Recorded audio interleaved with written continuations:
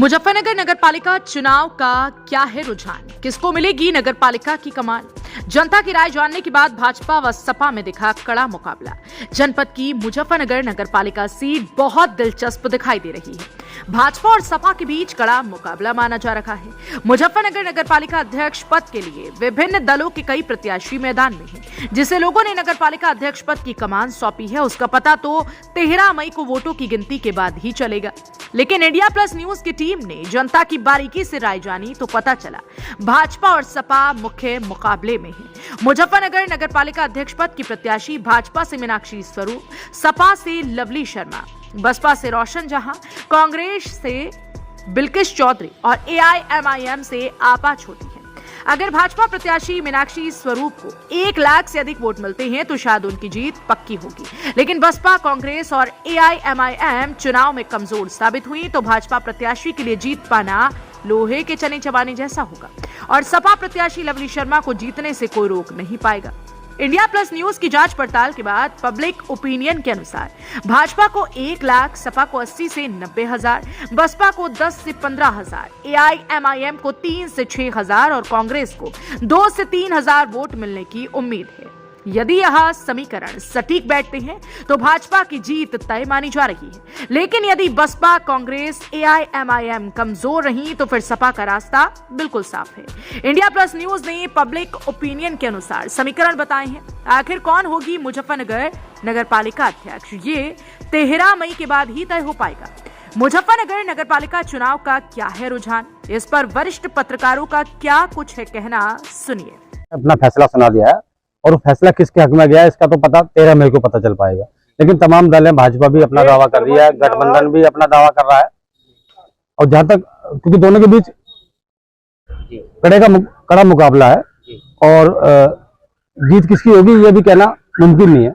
लेकिन अपने अपने इलाकों में भाजपा ने अपने इलाकों में अच्छे मत पाए और राकेश शर्मा ने अपने इलाकों में अच्छे मत मिले हैं और हिंदू बाहुल्य इलाके में भी राकेश शर्मा ने अच्छे मत पाए हैं। लेकिन फैसला जनता ने क्या दिया है इस बारे में अभी कुछ कहना मुमकिन नहीं।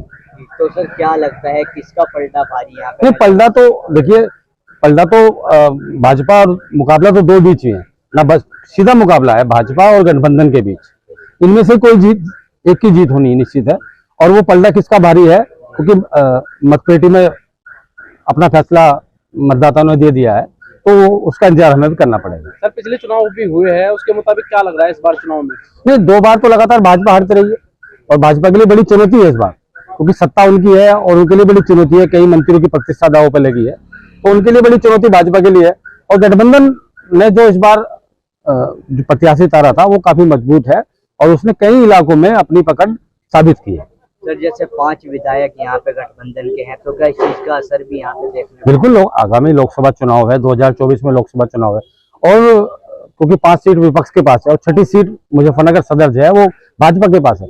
लेकिन अब ये सीट जो है विधायक से ही बड़ी सीट होगी नगर पालिका की, जब क्योंकि परिसीमन हुआ है, विस्तार हुआ है तो अब ये विधायक से ही बड़ी सीट होगी और अगर ये इसमें भाजपा को नुकसान होता है तो जाहिर तौर पर इसका असर चुनाव में, आगामी चुनाव में भी दिखाई देगा। देखिए, निकाय चुनाव का जो परिणाम है वो 13 मई को आएगा।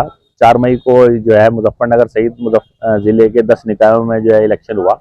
खासतौर से मुजफ्फरनगर नगर पालिका परिषद की बात करें तो यहाँ इस बार जो चुनाव है वो काफी फंसा हुआ है। खास बात यह है कि 2000 के बाद पहली बार सपा जो है वो मुख्य मुकाबले में है। 2000 में चितरंजन स्वरूप जी यहाँ चुनाव लड़े थे मुजफ्फरनगर से और बहुत ही करीबी मुकाबले में हार गए थे। हालांकि उन्होंने आरोप भी लगाया था कि उनके साथ काउंटिंग में बेईमाना हुआ। बहरहाल जो भी उसके परिणाम रहे हो, जो भी उसकी वजह रही हो, लेकिन जो मुख्य वजह उस टाइम मैंने जानी थी वो ये थी कि यहाँ जो सपा का प्रभाव वाला जो वोट बैंक है मुसलमान, वो उस टाइम नेशनल लोकतांत्रिक पार्टी से एक कैंडिडेट लड़े थे नसीम बगरे वाले। करीब 11 से 12 हजार के करीब वोट जो है वो उनके पक्ष में चला गया था और जिससे चितरंजन स्वरूप जी जो थे वो इलेक्शन में लूज कर गए थे। अब हम मौजूदा चुनाव की बात करें तो फिलहाल मुख्य रूप से 4 कैंडिडेट इसमें 4 कैंडिडेट्स ने कंटेस्ट किया।